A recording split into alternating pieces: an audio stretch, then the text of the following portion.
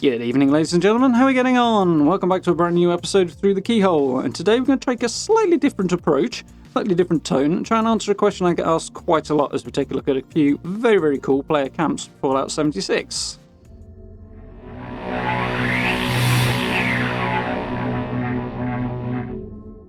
So, as per usual, these are not my camps, with the exception of this one here. The camps are found via the player vending system in 76, and we're going to be looking at a couple of principles that you can apply to any camp that will significantly improve the finished look. So today we're going to take a look at a few relatively simple little camps that do one or two things particularly well that can improve just about any build you might be considering. So, first up, we are not too far from the Whitesprings, and we've got a couple of buildings in this one. As I say, the idea is to look at a couple of relatively simple builds that came out really, really well. So here we have a separate building with all the crafting benches in. This is fairly standard in here, the sort of thing you see a lot of. Simple building, open space with all the furniture pushed out towards the side walls. But a little bit of colour on the floor, a little bit of wallpaper, it does brighten things up a little bit, make it a bit more interesting. A few bits and pieces tucked on the side there. The new fertiliser thing, I think that is on the side. Gathered via the new Wastelanders updates. And we head over to the main building. So, taking a look at the contemporary stuff that was added not so long ago. Definitely one of my favourite additions recently. So this is a relatively simple build, as I say. It's basically a square. But while the game kind of leads you in that direction, there are a few things you can do and that are done quite well here that make things more interesting. One of those things here, as you can see, is we've got kind of open fields of this area rather than closing it in. A little bar down here, bathroom tucked in the corner, mixing up the textures again. These two go together quite well, the floor and the walls, so that's always cool. In this case, you've got the bar in the middle and then a few things around the outside that breaks up the big open space, and the pillars that support the veranda here from the contemporary set also do a good job of much the same thing as well. So rather than having that big open space that the game kind of pushes you towards, opening it up is quite cool. And we've got the white picket fence as well, which is different, don't see that a lot. Look at the farm around the back there. Coming inside, we've got very, very little space, but it is quite heavily decorated and it's got everything you need in it. So one of the things I've said a lot is one of the best things you can do to make your camp look more interesting if you're struggling with it is to build small and decorate heavily, which is the general theme of the camps today. In this case, we've got a very, very small space, not the easiest to move around, but the combination of having the curtains, the wallpaper, and all the furniture tucked in there, particularly with the bright colours and stuff, makes the thing look way more lived in, way more complete, and it makes a big difference on what is a really simple design overall. It makes for a very, very effective camp. And of course, the contemporary stuff just looks good from the outside, no matter what you do with it pretty much, which is always a bonus and always makes life a little more simple when it comes to making things look cool. So, on to camp number 2, and we're not far away from one of my favourite locations here. We're just across the river from Target Water Treatment. Again, we've got another relatively simple build, but this one does a couple of things very, very well as well. Both what we've mentioned so far and a couple of other things as well.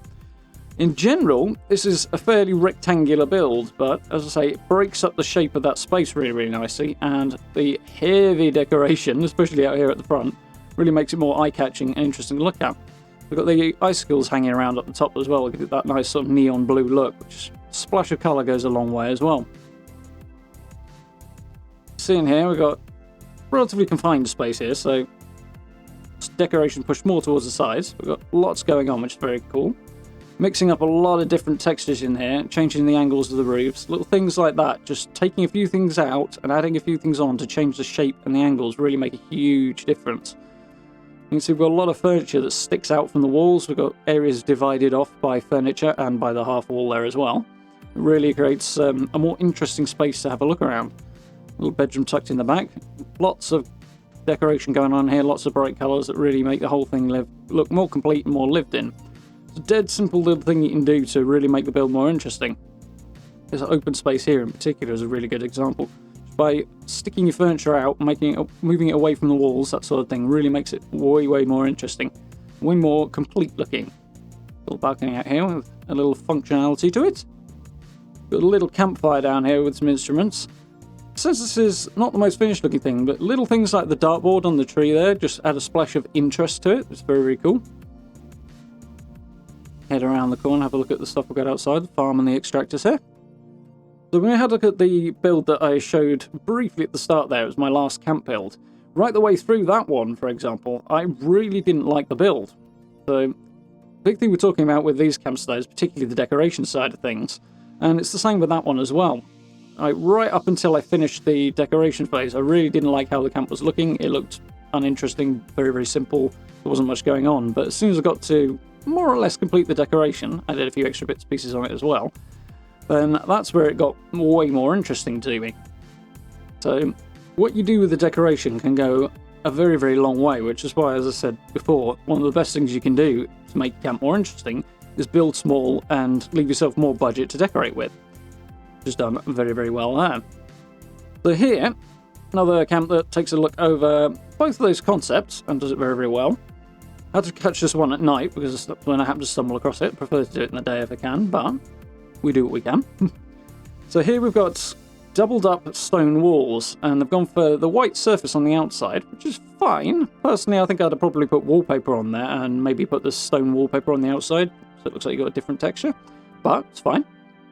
And inside, we've got wallpaper as well. So you can see all the windows doubled up if you look closely as well. Nice open space here. Again, we've got all the furniture pushed towards the edge, but it's tucked between the doors there. It kind of leads you around the corner in quite a nice way, which makes it a bit more interesting to move through. Lots of colourful lighting, which goes a very, very long way in here. And if you get the chance and you haven't already, then grab the curtains off the Atomic Shop when you see them. I don't know if they're available at the moment, but they make a big, big difference to your interior. One of the little things you can do here. I love that. It's utterly daft, but because you've got two walls backed onto each other, why not? Again, we've got some furniture away from the walls to make things a little bit more interesting. Breaks up that big open space. A lot of decoration, a lot of lighting, all really adds to the environment. I do like those tables, the wooden ones. The fast snack stuff on the floor there, the confetti, I suppose, isn't it? Not a big fan of it personally, but it's something else you can do if you want to texture up your floor a little bit more, make life a little bit more interesting, which is pretty cool. Bathroom's pretty cool here. I like that they've left it bare sort of white walls in there because it kind of fits with the rest of the furniture. It's not the nicest thing to look at, but as all the furniture we've got, with the exception of the sink there, is really dirty. I'd have probably gone with a more rustic sink because it fits with the rest of it a little better, but keeping that rough white walls in there really fit with the rough furniture that we have available for bathrooms, so that's quite cool as well. Nice little hangout area, making good use of the contemporary porch pieces here. It's a really good way to create a more interesting, especially lower level balcony. Got the foundations on there, makes it way, way more interesting space outside to hang out in, which is cool. A little bit of decoration. The display cases are a good option just to shove in and fill up space and make the place look a bit more interesting if you've got a blank space and you're not sure what to do with it. They're really good for that. So here we have one of the new wallpapers from the Legendary Run. The first one, the Stars wallpaper. Quite cool, glows in the dark. Bit different. Just really spices up the room. A little more basic in the power generation room where Commander Sophia's hanging out, but it's all very technological and functional, so having it very clean there does kind of work. Bit of a roof to hang out on here if you like. And once I get through the door, need to step on that. We'll make our way back down. Yeah, the big takeaways from this build for me are the lighting and the fact that they've broken up the space. There's odd angles and things like that. Different sized rooms, all that sort of thing inside really breaks up the boxiness of it all. Which, this is less boxy than some of the previous ones and a lot of camps, to be fair, so let's not get me wrong on that. I really like this shape and the building, but the way you have to move around things inside the building is what really brings it to life for me. That, and as I say, the amazing lighting job, which goes a very, very long way. It's something that shouldn't be overlooked. So, all in all, a relatively simple structure, but very, very cool. On to the final one. This one's a little bit more complex in its design, as was the last one, to be fair. We're right next to the Monorail tower here. There's a little extractor inside this build that we'll have a look at in a moment. Got a bit of an odd shape, which, again, if you look at the general outline, kind of squinted it a bit, you can see the whole thing is a square with the corners cut, and that's a very, very simple way, as I say, of making things far more interesting. Good work using the posts there to provide a bit of support. Push those out onto the corners if you use staircases and extra floors up there rather than having them partway along, but that's fine. A couple of the new Slocum's Joe vending machines, which are very, very cool. I like these a lot. They're a bit noisy, but very, very characterful, very, very, very different compared to the usual ones we've had so far, which I like that a lot. Lots of good lighting out here as well, using the oil lamps, oil lamp posts there that'll add a nice warm light in the evening. It's always a good bet if you can make them fit. Have a little look around the inside. So there's another camp that does the build small, decorate a lot thing very, very well. But the door's locked, so we're going to have to bend the rules a little bit and go in through the window. Now, I'm not a big fan of the extractor being in the middle of the main room here, but everything else about it works really, really well. You've got lots of furniture, lots of different textures and colours and things, all to make the place look busier and more lived in. More complete, which works really, really well. Either mixing up different floor textures, changing up the wall textures inside. Confined spaces, you really do need to push stuff towards the edge. A couple of stash boxes in the corner there, they're toolboxes, which fit well with the crafting area. Lots and lots of bobbleheads there. Head out and have a quick look at this little balcony above the vendors here, where they've got the food. Farmable tiles out here. As I say, they've broken up the space inside really nicely. There's the occasional sticking out wall there. There's a little room here on the end. That's the bedroom. Again, we've got the Stars wallpaper in here. I'd have probably put curtains on the other windows as well as just the two that have got it, but all in all, lots of decoration to really bring it to life. See, we've got that little random window sticking out there, which is a bit odd when you sort of look at it undecorated, or would be. But as soon as you fill up the place and decorate it, it looks great. Swing out onto the balcony. I do enjoy a balcony on a camp. Something I do quite a lot. Little chill out area there. Kind of kitchen area out on the balcony, which is interesting. All the brewing and chemistry stations out here. Power armor tucked around the corner. Again, making it a bit more interesting. There's a stash box down there. The little toolbox and a few bits and pieces on the top, just to flesh it out, make it look a little bit more full of life, which I really, really like. The same with the potted plants and the little stash box, the filing cabinet there. You can see a whole load more of that. Easy enough just to drop the workbenches in, but all the extra bits and pieces are what really give it that completed look. As I say, very, very small confined spaces here. I don't think there's anything that's more than really one floor piece wide, apart from this room down here. And it creates a much more completed looking camp.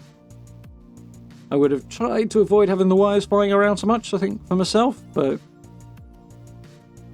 to each their own. I do like the new Keyhole front door. Lots of decoration on the outside as well, which is something you can do to give it a little bit of life to it. Using the guard posts, I suppose, those green steel guard posts on the front as railings is always cool as well. It just does something a little different, again, with the concrete as well. If you stick some rugs underneath, you can actually lift those up a little bit. But there we go. 4 very, very cool player camps. Very cool job done by all of the players in today's video, and each giving you a slightly different idea and different look at how you can take something relatively simple and make it very, very interesting. So on that note, thank you very much for watching. I do hope you enjoyed. If you did, please do hit those buttons for me. It's always very, very much appreciated. Have a look down in the description if you want to catch up with me on social media, or check out the merch store. The links are all down there, as well as are links to channel memberships if you're interested in such things. Support is very, very much appreciated. And if you get the chance to join us for one of the live streams, we're playing a lot of Fallout, and we're just about to pick up Baldur's Gate 2 as well for a little run until Horizon Zero Dawn starts at the beginning of next month. For now, thank you very much for watching. I look forward to speaking to you all very, very soon.